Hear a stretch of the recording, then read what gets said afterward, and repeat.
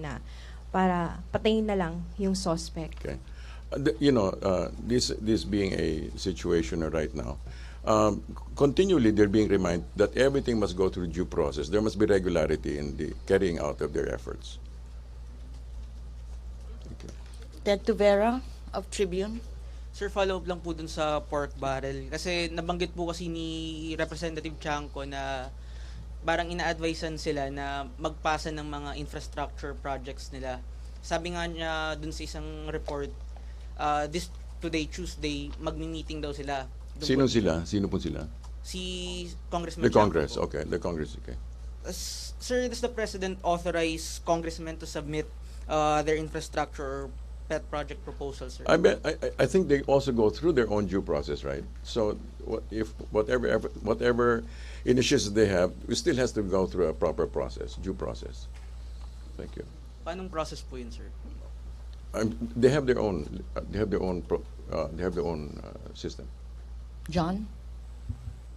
Sir, does the President have a word that there could be a pork barrel in Congress, sir? If you're asking me, there was no reference to that during the cabinet meetings. No. But sir, based on your knowledge or what you've heard, sir? I do not have any opinions. Okay. I simply transmit to you what I know. Thank you, sir. Follow up. Tina? Sir, without referring to this as pork barrel, has there been an order for, or at least a directive or a call for congressmen to list up their priority projects for 2017 budget? I belong to the executive, so it's beyond my, it's beyond my paycheck. so it doesn't fall within the executive, Okay. Yes. Pia and then Joseph. Sir, just a follow-up on the transportation plans of Transportation Secretary Tugade. You mentioned he presented a list of possible solutions to the traffic, and you said it might be felt very soon. Can we have a timeline of the very soon promise, and what exactly did he propose? Since most of these are proposals yet, I better not refer to that. But I'm sure within the next 100 days you're going to see. Meron ng may mga result. Already there seems to be some, right? Some, but okay. But anyway, so within the next 100 days, you should be feeling some. Sir, define feeling. As in... Like, like for example, well, there's certain proposals kasi. There's certain proposals like being able to buy. It's not yet fully implemented, but I don't know how far it is down the line, but like for example, being able to purchase tickets out not just from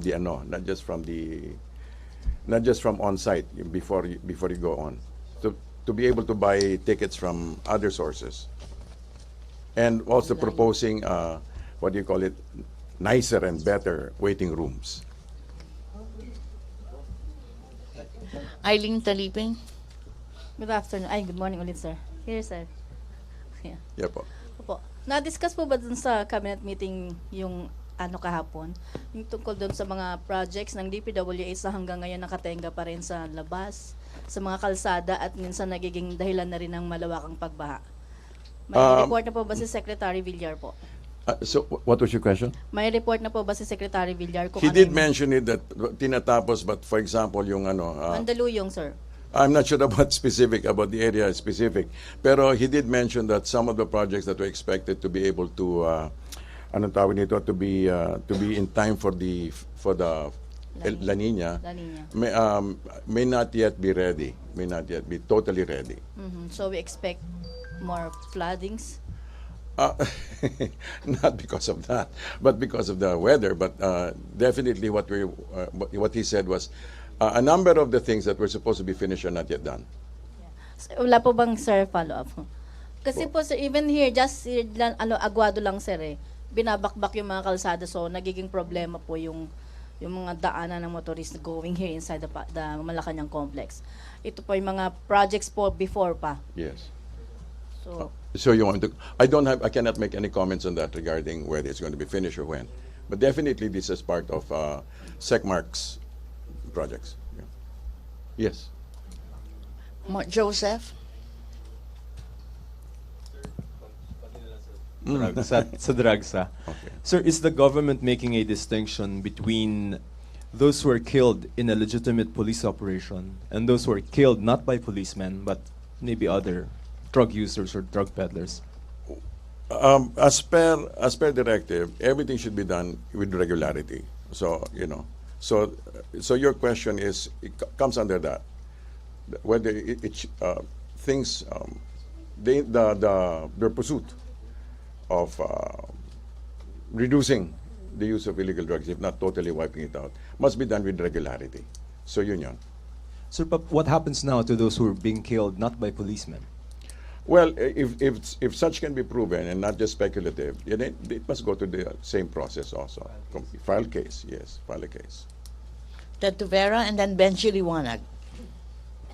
Sir, kasi po binabanggit dati ni Presidente na isa sa mga priorities niya yung pagkakaroon ng mga infrastructure projects, sir, Yes. lalo na sa countryside. Yes. Sir, is the President willing to cooperate with congressmen to rush yung mga ganitong mga projects, sir?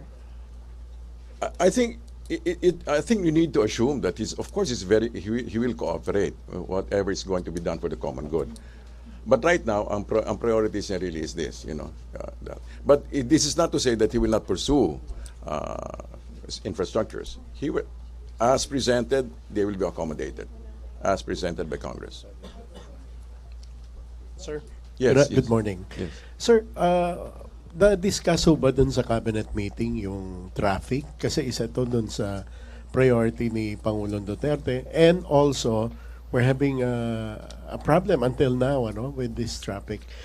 Dahil hinihintay pa raw po yung coming from the Congress. So while wala pa po yung hinihiling ng executive na bigyan ng special power si Pangulo, na-discuss na ho ba ito? It wasn't discussed. Actually, there was a presentation made. Presentations were made already. Katulad ng binanggit ko kanina, there are certain efforts already being done. So hindi lang basta inaantay yung executive order. Already, for example, may mga meron silang mga technical adjustments being done so that will increase incrementally the number of passengers and the number of trips. So meron po. So hindi lang po inaantay yung executive order.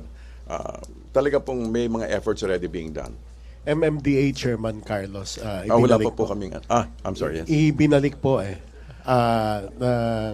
Malacanang, nakatanggap po siya ng that... I think he's acting as OIC. OIC, sir. OIC po. So, nakikita Until such time as he is able to place his own person. Pero meron po bang napipiling iba pang tao? In the Pangulo? meantime, we wait for the OIC.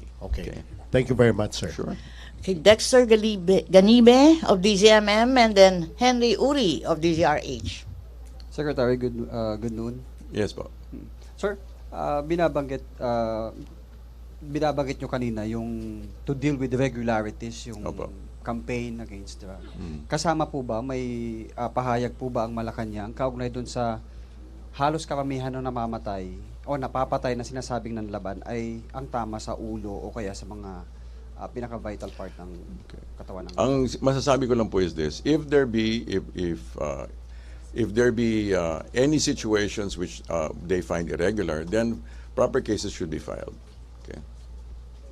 Thank you. Magandang hapon po. Yes. May plano ho bang ipatawag ng Pangulo ang kasalukuyang pamunuan ng PNP para malaman sa kanila ang katotohanan dito sa mga aligasyon na marami sa mga pinapatay ay frame up lamang at para hindi na kumanta bago po ipatawag ng Senado ang mga general ng pulisya? Kung plano po, hindi ko po alam, pero I'm sure they are in conversation. Nag-uusap po siguro sila. Nag-uusap sila patungkol sa mga bagay na yan. Apo. Yun Regional Rehabilitation Center, paano po ang mekanismo nito, Secretary? Okay. Ang ano po kasi, ang napag-uusapan is that there will be regional rehab centers. Kasi napakarami nga, so it will be held on a regional basis. So, and also, the President is also welcoming other efforts, by other groups na makatulong sa pag-rehab ng mga ng mga nag-surrender, mga surrenderies. So, kumbaga, that's a general trend that there will be rehab centers on regional rehab centers. Kung may mga pribadong sektor na willing tumulong, i-entertain po ba ito ng Malacanang? Opo, of course. Just as long as we're able to coordinate efforts. Alright, salamat po. Okay, last three questions. Sorry, wala nang tawad. Rose Novenario, Deo de Guzman, and then John. Rose first. Ladies first. Good afternoon, sir. Good afternoon. Since natalakay po ninyo yung tungkol sa La Nina, na-discuss din po ba ninyo yung possible relocation po ng informal settlers na lagi po naaapektuhan ng mga pagbaha tuwing malakas yung buhos ng ulan? Ano po, kasama po yata talaga sa sa mga discussion ng clusters. But definitely ang talagang binibigyan tuon ngayon is the preparedness. Kasama na rin po siguro yung ample warning and pagre-relocate. So wala pong nabanggit na kahit nakatiting na kahit na project proposal po si VP Robredo as housing SAR? VP Robredo? Yun po ang kauna-unahang meeting niya, so nakinig lang po siya muna. She was just participating. Thank you. Yes, Deo.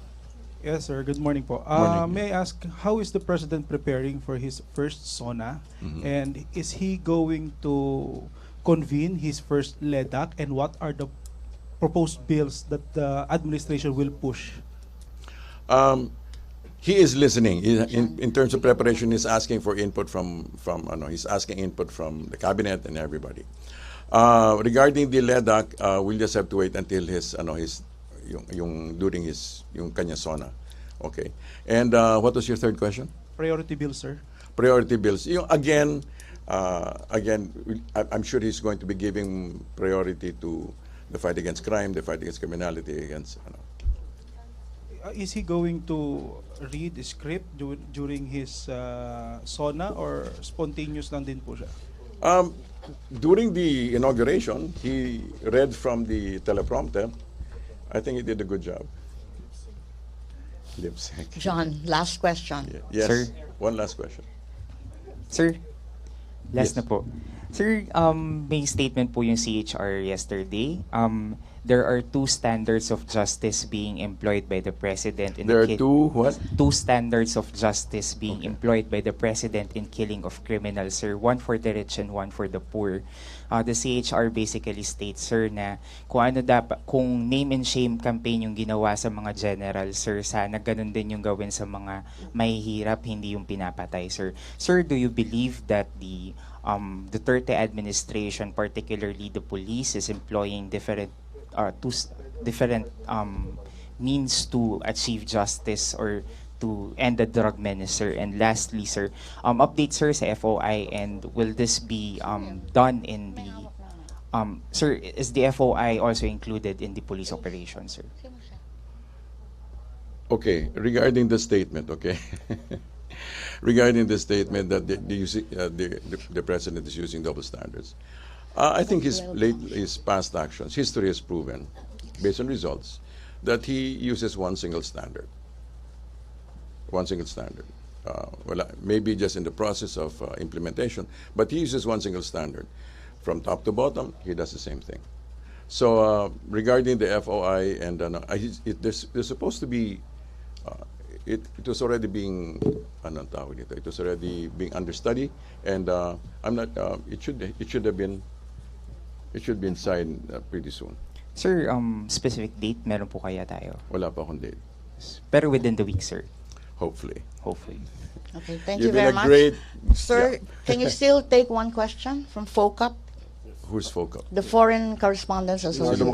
John's France Press. Sir, well, you might have answered this question earlier, but just to bring it up, there's been a lot of criticism of Secretary Yasai's statements over the South China Sea. Right. And of course, we are going to see the decision come down later today. What is the administration going to do, and what is its position? I mean, it's given on these conflicting All of positions. these questions that you have are going to be based on the actual results. So we'll just have to wait until it's released, and then we process it. We hope it will be best for everybody involved. Will you? suppose, assuming it's favorable towards the Philippines, what will we be doing? Will we be having this offer of negotiations with China? Will we be using the results as diplomatic leverage? Can we? I think it's best that we wait for this statement. Thank you very much. Thank you You've been very a great much. audience. Yeah. Thank you very much, Secretary Abella. Thank you, Malacanang Press Corps. Back to main studios of PTV4 and Radyo ng Bayan. Salamat, RTVM.